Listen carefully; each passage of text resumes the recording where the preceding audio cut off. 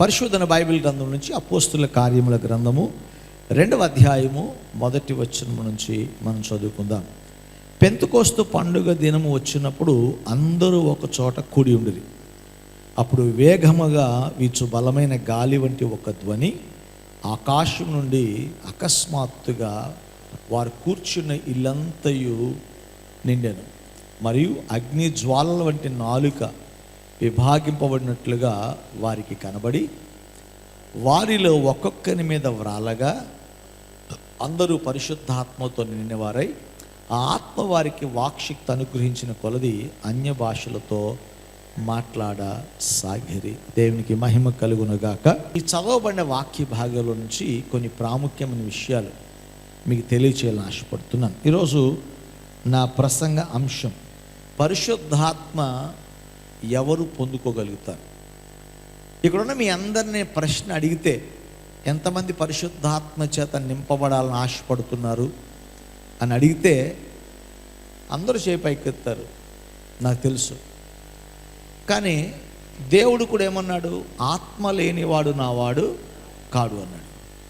పరిశుద్ధాత్మ లేనివాడు ఆయన వాడు కాడు అని పరిశుద్ధాత్మను ఆయన పరలోకం నుంచి భూమి మీదకి అనుగ్రహించి మనలో వసించడానికి ఇష్టపడినటువంటి దేవుని యొక్క ఇష్టత మన ముందు ఉండగా కూడా మనము దాన్ని కోరుకుంటున్న ఎందుకు పరిశుద్ధాత్మను పొందట్లేదు?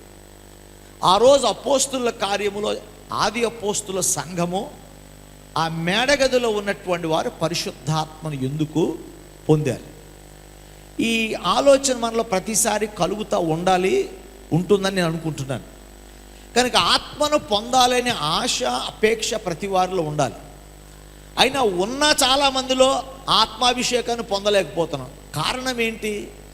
ఎందుకని పొందలేకపోతున్నాం? పరిశుద్ధాత్మ ఎవరి మీదకి వస్తుంది అనేది కొన్ని మాటలు ఈరోజు మేము ముందుంచుతానని నేను మీకు తెలియజేస్తున్నాను. ఇక చదవబడిన వాక్య భాగంలో మనం చదివిన 2-3 వచనాల్లో కూడా పరిశుద్ధాత్మ దేవుడు అపోస్తుల కార్యం 2వ అధ్యాయంలో మనం చూసినట్లయితే చదవబడిన వాక్య భాగంలో పెంతెకోస్తు పండగ దినం వచ్చినప్పుడు పరిశుద్ధాత్మ ఎలా వచ్చిందో రాయబడింది. వచ్చిన ఆత్మ వారి మీదకి దిగినట్లుగా రాయబడింది.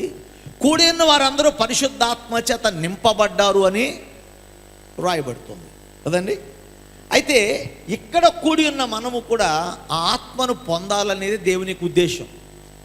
ఆత్మ లేనివాడు నా వాడు కాడు అంటే దేవుని ఆత్మ అందరూ పొందాలని దేవుని యొక్క ఆశ, దేవుని యొక్క ఆలోచన. అందరికీ అందుబాటులో ఉండటం కోసమే దేవుడు తన ఆత్మను పంపించాడు.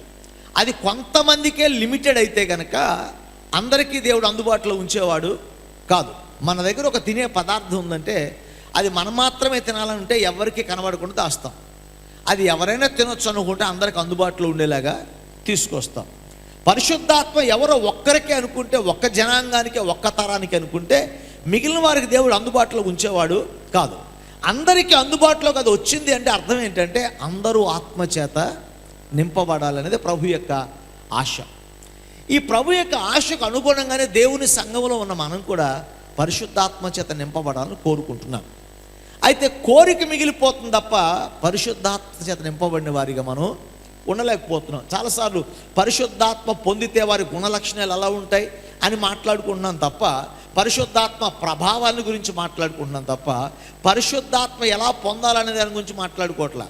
అసలు పరిశుద్ధాత్మ ఉంటే కదా దాని ప్రభావం కనపడటానికి, పరిశుద్ధాత్మ మనలో ఉంటే కదా దాని ఆశీర్వాదం పొందటానికి, మనలో లేకుండా దాని ప్రభావాన్ని గురించి, దాని యొక్క విస్తృతను గురించి మాట్లాడుకోవడం వల్ల ప్రయోజనం ఏముంది? అందుకే ఈరోజు పరిశుద్ధాత్మను మనం పొందాలి అంటే ఎవరి మీద దేవుని ఆత్మను కృమ్మరిస్తాడు దేవుడు, ఎవరు దేవుని ఆత్మను పొందుకోగలుగుతారో 4-5 విషయాలు మీకు జ్ఞాపకం చేస్తాం. మొట్టమొదటిగా మనం చూస్తే అపోస్తుల కార్యం 2వ అధ్యాయం 42వ అధ్యాయం మనం చూసినట్లయితే అక్కడ 38వ వాక్యంలో ఒక మాట రాయబడుతుంది. చూడండి, పేతురు మీరు మారు మనస్సు పొంది పాప క్షమాపణ నిమిత్తము ప్రతివాడును యేసుక్రీస్తు నామమున బాప్తిసం పొందుడి, అప్పుడు మీరు పరిశుద్ధాత్మను వరము పొందుదురు. దేవునికి స్తోత్రం కలుగునుగాక.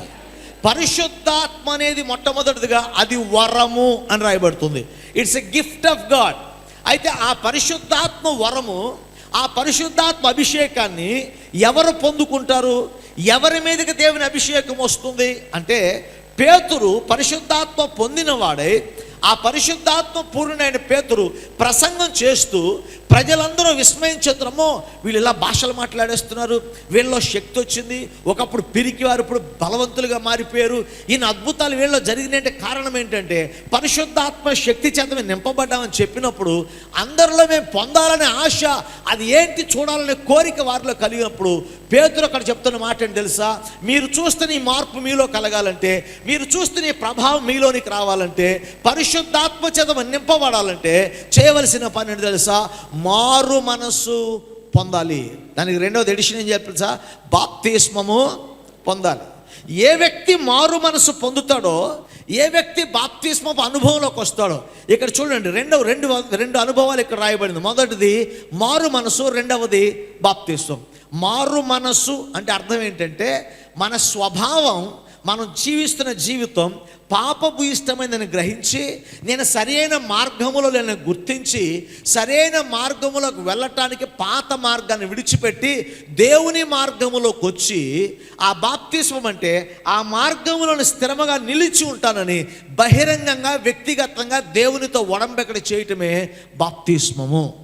కనుక మారు మనసు అనేది నీ గ్రహింపునకు తగినటువంటి మార్పు.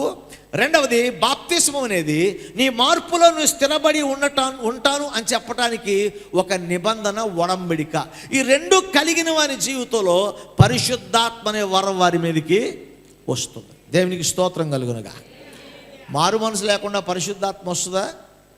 వస్తుందండి. మారు మనసు లేకుండా ఇప్పుడు ఎవరినంటే పరిశుద్ధాత్మ వరాలు కలిగిన వాళ్ళు అని చెప్పుకుంటాం, కానీ వాళ్ళకి అసలు మార్పే లేదు, మారు మనస్సే లేదు, పశ్చాత్తాపమే లేదు. గుర్తుపెట్టుకోండి, ఎందుకు దేవుడు మారు మనస్సునే క్రైటీరియా పెట్టాడు తెలుసా? మారు మనస్సు అని లేకుండా ఉంటే that is a barrier between you and God. నీకును దేవునికి మధ్య అడ్డముగా నీ పాపము నిలిచినప్పుడు, నీ ప్రవర్తన నిలిచినప్పుడు ప్రభువు పంపించే ఏ ఆశీర్వాదం నీ దగ్గరికి రాదు. మీరు ఎప్పుడన్నా బ్రిడ్జిలు చూసారా? ఆనకట్టలు చూసారా? ఆనకట్ట ఎందుకు పెడతారు? ఈ నీళ్ళు అవతలకి వెళ్ళకూడదు, ఆ నీళ్ళు యువతలకి రాకూడదు. అదే కదా ఆనకట్ట యొక్క ఉద్దేశం, డ్యామ్ యొక్క ఉద్దేశం అదే కదా. ఎవరైనా తెరిస్తే తప్ప ఆ నీళ్ళు యువతలకి రావు. అలాగే దేవుడు పంపే ప్రతి పరసంబంధమైన శ్రేష్టమైన ఆశీర్వాదం, ఈ పరిశుద్ధాత్మ అనే వరం మనలోనికి, మన హృదయంలోనికి రావటానికి ఒక ఆనకట్టగా ఉన్నది ఏంటంటే పాపపు జీవితము, లోకపు జీవితము. ఈ పాపపు ఇష్టమైన జీవితం నుంచి నేను జీవిస్తున్నది పాపపు లోకములో, పాపపు జీవితంలో నేను బ్రతుకుతున్నాను కనుక ఈ లోకంలోనే ప్రభు కొరకు నేను బ్రతకాలి, నా పాపపు మార్గాన్ని విడిచిపెట్టి ప్రభు వైపు మళ్ళుకుంటాను అని చెప్పటమే మారు మనసు. చెప్పటం మాత్రమే కాదు, అలా జీవించటమే మారు మనసు. చాలామంది మారు మనసు గురించి చెప్తారు కానీ జీవించరు. మార్పు చెందినవాడు మార్పునకు తగిన ఫలాలు వాడు ఫలించాలి. నేను చాలాసార్లు చెప్తున్నాను, నేను మారు మనసు పొందాను కదా అని చెప్పి ఇంకా పాత అలవాట్లు, పాత స్వభావాలు, పాత పద్ధతుల్లో ఉంటే నువ్వు మారిన వ్యక్తి కాదు. మారిన వ్యక్తి అతని మాట మారాలి, అతని సహవాసం మారాలి, అతని ఆలోచనలు మారాలి, అతని ఉద్దేశాలు మారాలి.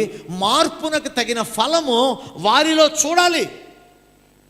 లేకపోతే వాడు మారు మనసు పొందినట్లు కాదు. అలాంటి వారి మీదకి పరిశుద్ధాత్ముడు దిగి రాడు. పరిశుద్ధాత్మ పొందాలంటే నీ ప్రవర్తన మారాలి, నీ స్వభావం మారాలి, నీ ప్రాచీన స్వభావం పోయి నవీన స్వభావం నీలోనికి రావాలి.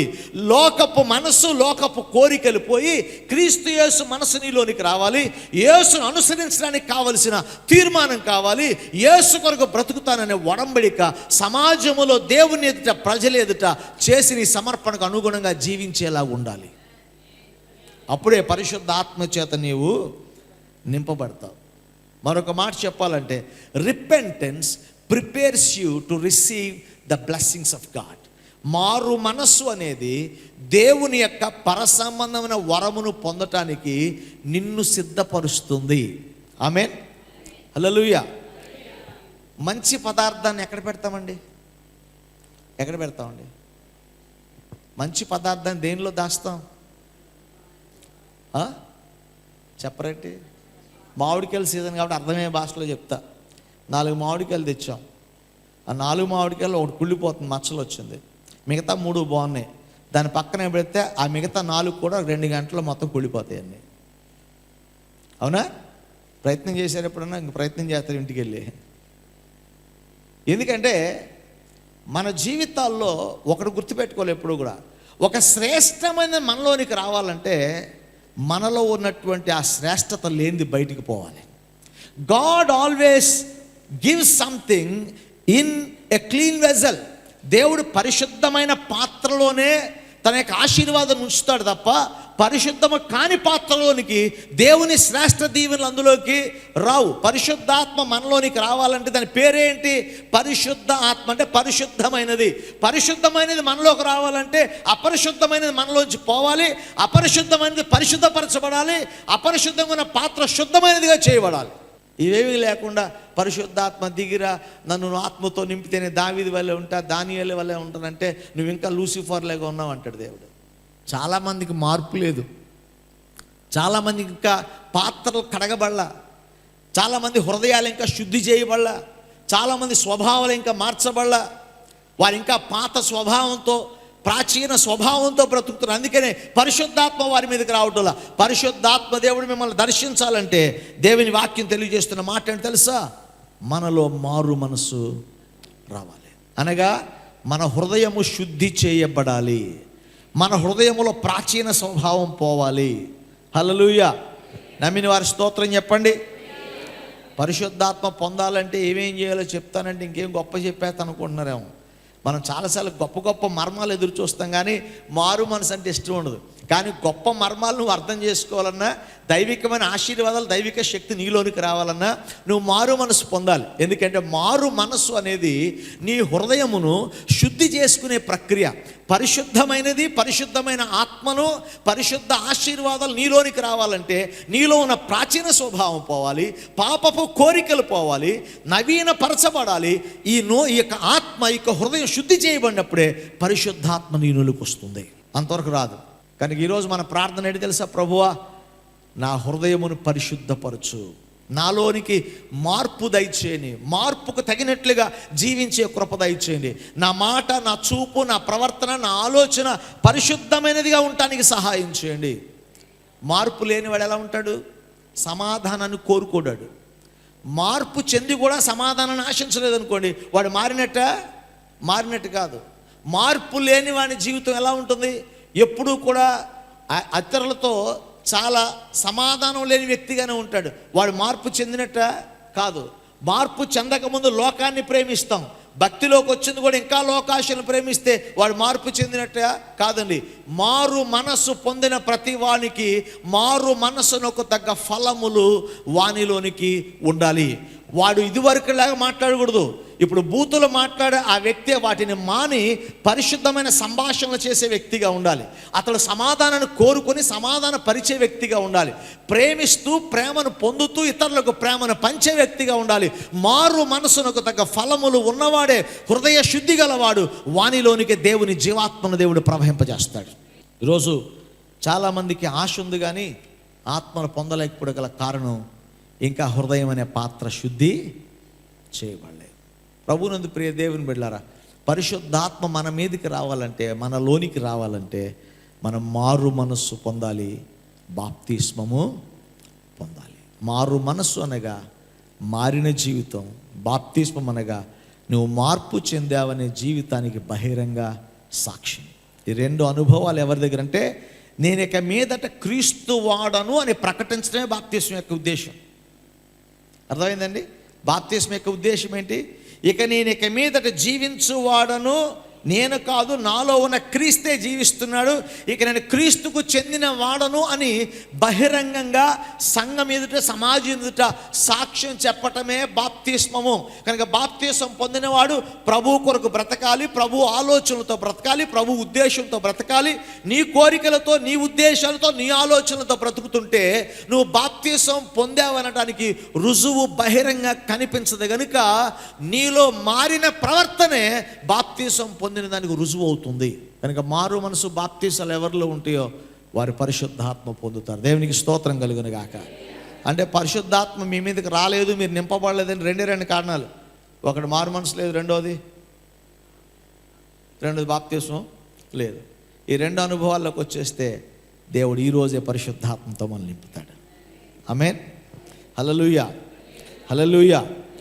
రెండవదిగా చూద్దాం, చూడండి. రెండవదిగా పరిశుద్ధాత్మ మన మీద కుమ్మరించబడాలంటే రెండవది ప్రార్థించే వారి మీదకి దేవుడు తన ఆత్మను కుమ్మరిస్తాడు. దేవునికి స్తోత్రం కలుగును గాక. పెంతెకోస్తు దినమందు యేసు ప్రభు వారందరికీ ఒక మాట చెప్పాడు. దానికి ముందు యేసు ప్రభు ఆరోహణం అయిపోయే ముందు ఒక మాట చెప్పాడయ్యా, మీరందరూ మేడగదిలోకి వెళ్ళండి, అందరూ కూడా నేను చెప్పిన వాగ్దానం మీ మధ్య నెరవేరు వరకు మీరు అక్కడ ప్రార్థన చేయండి. ఏం చేయమని చెప్పాడు అంటే, పరిశుద్ధాత్మ అనే వరము లేదా వాగ్దానము వారిలోనికి రావటానికి ప్రభు చెప్పినటువంటి మార్గం ఏంటి? ప్రార్థన. చెప్పండి, ప్రభు చెప్పిన మార్గం ఏంటి? ఒక అర్థమయ్యే భాషలో చెప్పాలంటే, ప్రార్థన పరిశుద్ధాత్మ అనే వరాన్ని మనం స్వతంత్రించుకోవడానికి దేవుడిచ్చిన తాళపు చెవి ప్రార్థన. కనుక ఈ ప్రార్థన అనేది నిర్లక్ష్యపరిస్తే, ఈ ప్రార్థన చేయకపోతే పరిశుద్ధాత్మ మీ మీదకి రాదు. మీరు ఆత్మచేత నింపబడాలంటే ప్రార్థించేవారిగా మీరు ఉండాలి. ఆ రోజు కొంతమందికి ఏంటంటే వాగ్దానాలు అంటే బాగా ఇష్టం. వాగ్దానం పట్టుకుని నాకు వచ్చేసిందిలే వాగ్దానం అంటే వాగ్దానం రాదు, కార్డే ఉంటుంది. కానీ వచ్చిన వాగ్దానం మీ జీవితంలో నెరవేరాలని ఏం చేయాలి? ప్రభు సన్నిధిలో కనిపెట్టి ప్రార్థన చేయాలి. ఆ పరిశుద్ధాత్మ అనేది వాగ్దానము. నమ్మిన వారి స్తోత్రం చెప్పండి. ఎవరు యోవేలు గ్రంథంలో రాయబడిన వాగ్దానం ఏమని? మీ చంటి పిల్లలు, బాలురు, యవనస్తులు అంత్యకాలములను ఆత్మను మీపై కుమ్మరిస్తున్నప్పుడు చంటి పిల్లలు, బాలురు, యవను, వృద్ధులు అందరూ కళ్ళకంటారు, దర్శనాలు చూస్తారు, భాష, ఇవన్నీ కూడా వాగ్దానము ప్రవక్త ద్వారా ఇవ్వబడింది. ఆ వాగ్దానాన్ని జ్ఞాపకం చేసేసు ప్రభు ఆ వాగ్దానాన్ని మీ జీవితంలో స్వతంత్రించుకోవాలంటే మీరేం చేయాలి? ఆ మేడగదిలో ఆ వాగ్దానం వచ్చే వరకు మీరు కనిపెట్టి ప్రార్థన చేయాలి. కనుక every promise that God gives has to be redeemed by prayer. ప్రార్థన అనేటటువంటి ఆ సాధకము ద్వారానే దేవుడు నీకు అనుగ్రహించిన ప్రతి వాగ్దానం నీ జీవితంలో సార్థకం అవుతుంది. వాగ్దానం వచ్చింది కదా అంటే అది ఆటోమేటిక్గా నెరవేరదు. నీకు వచ్చిన వాగ్దానం నెరవేరాలంటే ప్రభు సన్నిధిలో కనిపెట్టి ప్రార్థన చేసి ప్రభువుపై ఆధారపడినప్పుడు వాగ్దానం చేసిన పరిశుద్ధాత్మైన, వాగ్దానం చేసిన విజయమైన, వాగ్దానం చేసిన ఆశీర్వాదమైన ప్రార్థించిన వారందరి జీవితాల్లో అదొక తాళపు చెవిగా పనిచేసి నీ వాగ్దానాలు నీ జీవితంలో నెరవేరాలకు ప్రభు సహాయం చేస్తాడు. కనుక ప్రార్థన అనేది సామాన్యమైనది కాదు, కానీ దేవుడు నీకు చేసిన వాగ్దానములను నీ జీవితంలో నెరవేర్పులోనికి తీసుకొచ్చే దైవికమైన తాళపు చెవి ప్రార్థన. ఈరోజు చాలామంది ప్రార్థించకయే పరిశుద్ధాత్మను మనం పొందలేకపోతాం. వాక్యం చెప్తుంది, అడగకయే మీరు పొందలేకపోతున్నారు. భలేవరండి, పొద్దున్న ప్రార్థన చేస్తాం, సాయంత్రం ప్రార్థన చేస్తాం, ఏం అడుగుతాం? ఈ ఒక్కటి తప్ప మిగతా అన్నీ అడుగుతాం. అవునా? మీ ప్రార్థనలో మీరు రోజు ఒకసారి ఒక్క నిమిషం మీకు టైం ఇస్తా, మీరు జ్ఞాపకం చేసుకోండి. దేని గురించి ప్రార్థన? ప్రభు నన్ను కాపాడు, మా పిల్లల్ని కాపాడు, మాకు ఇల్లు ఇవ్వు, పెళ్లి చెయ్యి, అది ఇవ్వు, ఇది ఇవ్వు, అక్కడికి వెళ్తాం, ఇక్కడికి వెళ్తాం, చాలా పిటిషన్లు దేవుని పెడతాం. కానీ ఏ రోజైనా ప్రభువా మమ్మల్ని మీ ఆత్మతో నింపయ్యా అని ప్రార్థన చేసామా? అలా ప్రార్థన చేస్తే ఇంకా రాలేదంటే అర్థం ఏంటి? రాలేదు అర్థం ఏంటి? మారు మనసు పొందలేదని కాదు, పొందింది ఎక్కడో మళ్ళీ మార్చామని అర్థం కదా. యెషయా గ్రంథంలో అంటాడు, నీ వస్త్రం ఎక్కడుంది? దేవుని వాక్యాన్ని మనం చాలా జాగ్రత్తగా గమనించాలి. ప్రార్థన లేని జీవితంలో వాగ్దానాలు నెరవేరవు. కనుక ఎన్ని వాగ్దానాలు వచ్చినా ప్రతి సంవత్సరం బైబిల్ నిండా కార్డులు నిండిపోతున్నా సరే ఏ వాగ్దానం మీ జీవితంలో నెరవేరట్లేదంటే కారణం ఏంటంటే ఆ వాగ్దానం చేతపట్టి ప్రభు సన్నిధిలో కనిపెట్టట్లేదని అర్థం. యేసు ప్రభు వాగ్దానాన్ని జ్ఞాపకం చేసి మీరు ప్రార్థన చేయండి. ఎందుకు? ఆ వాగ్దానం మీ జీవితంలో రావటానికి. God has asked them to pray just for the promise of God to release in their life. వారి జీవితంలో పరిశుద్ధాత్మ దేవుడిచ్చిన వాగ్దానం వారిలో నెరవేర్పులోకి రావడానికి ప్రార్థన చేయమని అడిగాడు. కానీ ఈరోజు వాగ్దానాలు పొందిన వాళ్ళు స్తోత్రం చెప్పండి ఒకసారి. బైబిల్లో ఉన్న వాగ్దానాలన్నీ మీ జీవితంలో నెరవేరాలంటే ఆరోగ్యం గురించా, ఆయుష్ని గురించా, ఐశ్వర్యం గురించా, సమాధానాల గురించా, ఏ వాగ్దానమైనా మీ జీవితంలో నెరవేరాలంటే దేవుడు చెప్పిన మాట ప్రార్థనలో కనిపెట్టండి, మీరు పొందలేని వాగ్దానం ఉండదు. ప్రార్థనలో కనిపెట్టండి, మీరు అనుభవించలేని వాగ్దానం ఉండదు. ప్రార్థనలో కనిపెట్టండి, మీ వాగ్దాన ఫలము పొందకుండా ఉండరు కనుక మీరు ప్రార్థించి వాగ్దానాలు స్వతంత్రించుకోవాలి. ప్రార్థించిన వారు పరిశుద్ధాత్మ చేత నింపబడతారు. ఎందుకంటే పరిశుద్ధాత్మ అనేది ఇన్స్టెంట్గా వచ్చినటువంటి పవర్ కాదు. అది ఏంటది? వాగ్దానము. చెప్పండి, ఏంటది? ఎప్పుడు? యోవేలు ప్రవక్త కాలములో చెప్పిన వాగ్దానం. 1000 సంవత్సరాల క్రితం చెప్పే వాగ్దానం. ఆ వాగ్దానం అప్పటి వరకు తెలీదా? ఆ వాగ్దానం చదవలేదా? అంతకుముందు పాత నిబంధన ప్రతులు లేవా? ఉన్నాయి. ప్రవక్తలు చెప్పలేదా? చెప్పారు, కానీ ఎవరో దాని కొరకు ప్రార్థన చేయలేదు. కానీ యేసు ప్రభు ఆ శక్తిగల పరిశుద్ధాత్మ మీ జీవితంలో స్వతంత్రించుకున్నట్లుగా మీరు ప్రార్థిస్తే మీకు దొరుకుతుందని ప్రభు చెప్పాడు. కానీ ఈరోజు మనం దేని కొరకు ప్రార్థన చేస్తున్నా అడగను. ఒకవేళ ప్రతిరోజు మనం ప్రార్థన చేస్తున్నాం అనుకుంటే, ప్రార్థన చేసేవాళ్ళు వ్యక్తిగత అవసరాల కొరకు, వ్యక్తిగత స్వస్థత కొరకు, మహాకొద్ది భక్తిలో ఉంటే దేశ రక్షణ కొరకు, సంఘ క్షేమాభివృద్ధి కొరకు, ఆత్మీయ ఎదుగుదల కొరకు ప్రార్థించేవారు ఉన్నారు. కానీ ప్రతిదినము పరిశుద్ధాత్మ నింపుదల కొరకు ప్రార్థన చేసేవాళ్ళు ఉన్నారా? ఈరోజు పరిశుద్ధాత్మను పొందాలని కోరుకుంది, కానీ ఆ పరిశుద్ధాత్మ నీలోనికి రాకపోవడం గల కారణం నీ ప్రార్థన వ్యక్తిగత అవసరాలతో ముడిపడి ఉన్న తప్ప పరిశుద్ధాత్మ కావాలనే పట్టుదలతో కూడిన ప్రార్థన, ఆ వాగ్దానం నీలోనికి రావాలనే ఆసక్తి లేనందున ఆత్మను పొందట్లేదు. కానీ ఈరోజు పరిశుద్ధాత్మ దేవా, నీ ఆత్మ నాపై కురమరించు, నా ఆత్మతో నింపని ప్రతిరోజు నువ్వు ప్రార్థన చేయగలిగితే, యోవేలు ప్రవక్త ద్వారా వాగ్దానం చేసిన ఆ వాగ్దానం, యేసు ప్రభు ద్వారా వాగ్దానం చేయబడిన ఆ వాగ్దాన పరిశుద్ధాత్మ శక్తి ప్రతి ఒక్కరూ నింపబడతారు. మీ జీవితాలు మారుతాయి. ఆ ప్రభావం ద్వారా మీ పరిసర ప్రాంతాల ప్రజల జీవితాలు మార్పు చెందుతాయి. అందుకే పరిశుద్ధాత్మను పొందటానికి ప్రార్థన చేయాలి.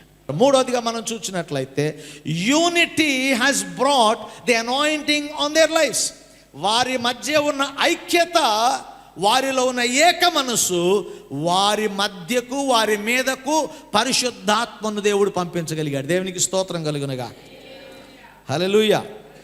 అపోస్తలుల కార్యం 2వ అధ్యాయం 1వ వచనం, పెంతెకోస్తు పండుగ దినం వచ్చినప్పుడు అందరూ ఒక చోట కూడి ఉండిరి. చాలండి, వారందరూ ఒక్క చోట కూడి ఉండిరి అని రాయబడుతుంది వాక్యం.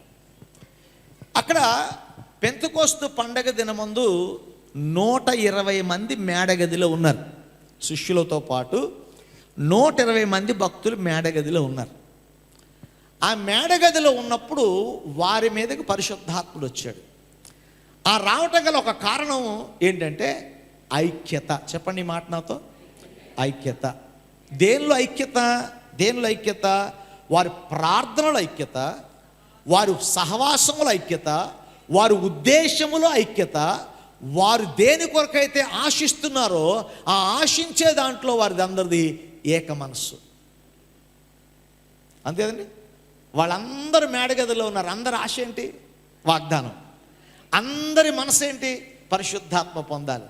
అందరూ దాని కొరకు ఒకే మనసుతో అక్కడ కూర్చున్నారు. ఒక్కొక్కడు ఏంటి ఆవిడ ఇంటికాడ వెళ్ళిపోదాం, ప్రభు ఆయన దారిని వెళ్ళిపోయాడు, మనల్ని ఇక్కడ వదిలేసి 120 మంది ఇక్కడే ఉన్నామని ఇప్పుడు చాలా రోజులు అయిపోయింది, సరే నేను దిగిపోతాను, వెళ్ళిపోతాను, 4 వెళ్ళిపోయినా వేరేగా ఉండేది మ్యాటర్ అక్కడ.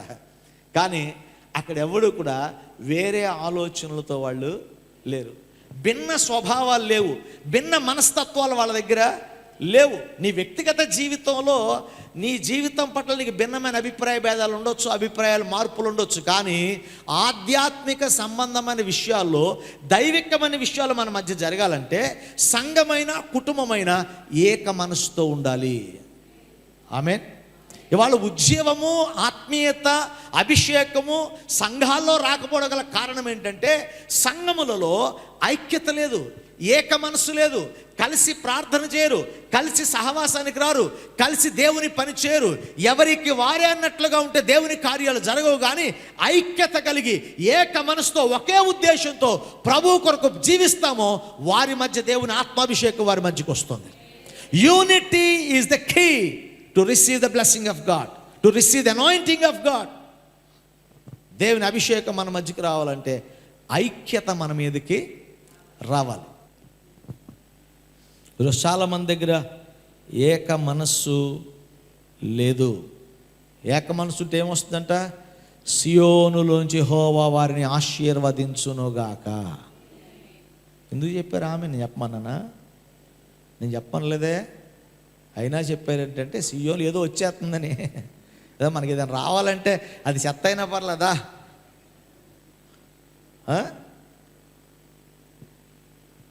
మనకి ఏదైనా వస్తుందంటే చాలు, అది ఏదైనా పర్వాలా మనకి. 133వ కీర్తన, సహోదరుల ఐక్యత కలిగి నివసించుట. ఒక చిన్న మాట యాడ్, సహోదరులు ఏక మనసు కలిగి జీవించుట ఎంత మేలు. సంఘము ఏక మనసు కలిగి ప్రార్థన చేయటం ఎంత మేలు. సంఘము ఏక మనసు కలిగి సువార్త చేయటం ఎంత మేలు. సంఘము ఏక మనసు కలిగి ప్రభు పరిచర్య చేయటం ఎంత మేలు. అక్కడ ఆశీర్వాదము, శాశ్వత జీవము అక్కడ ఉండవల్లని యెహోవా సెలవిచ్చుచూ ఉన్నాడు. ఎక్కడ? ఏక మనసుతో ప్రార్థించి, ఏక మనసుతో పరిచర్య చేసి, ఏక మనసుతో సువార్త చెప్పి, ఏక మనసుతో ప్రభు కార్యాలు చేసే వారి మధ్య ఆశీర్వాదము, శాశ్వత జీవము ఉండాలని ప్రభు సెలవిచ్చాడు. ఎక్కడ పడితే అక్కడ కాదు. పనిచేసే వాళ్ళందరికీ ఏకాత్మ ఇవ్వడు దేవుడు. అలా ఇస్తే బబులోను సామ్రాజ్యం, బాబేలు గోపురం ఎప్పుడో కట్టేసేవాళ్ళు. వాళ్ళు ఏక మనసు దేవుని మహిమపరచట్లేదు కాబట్టి వారి భాషలో డిస్ట్రాక్ట్ చేశాడు దేవుడు. అర్థమైందండి? అక్కడ ఆశీర్వాదం, శాశ్వత జీవం లేదు. అక్కడ వాళ్ళు కలిసి పనిచేస్తారు కానీ దేవుని ఆలోచన విరుద్ధంగా పనిచేస్తున్నారు. ఇవాళ కూడా మన ఐక్యత దేవుని కార్యాలకు విరోధంగా, దేవుని మహిమపరచడానికి విరోధంగా ఉంటే అక్కడ ఆశీర్వాదం, శాశ్వత జీవితం ఉండదు. కానీ ఎక్కడైతే దేవుని మహిమపరచడానికి, ప్రార్థన చేయడానికి, సేవ చేయడానికి, పరిచర్య చేయడానికి, ప్రభువును మహిమపరచడానికి ఏక మనసు ఉంటుందో వారి మధ్య దేవుడు పరిశుద్ధాత్మను ఉంచుతాడు. వారిలో పరిశుద్ధాత్మను ఉంచుతాడు. ఆశీర్వాదము, శాశ్వత జీవము అక్కడ ఉండాలని యెహోవా సెలవిస్తాడు. కనుక ఐక్యత కొరకు ప్రయాసపడదాం. ఏక మనసు కలిగి సంఘంలో ఉందాం. ఏక మనసు కలిగి ప్రార్థన చేద్దాం. ఐకమత్యముతో, ఐక్యతతో ప్రభు కార్యాలను అనుభవిద్దాం.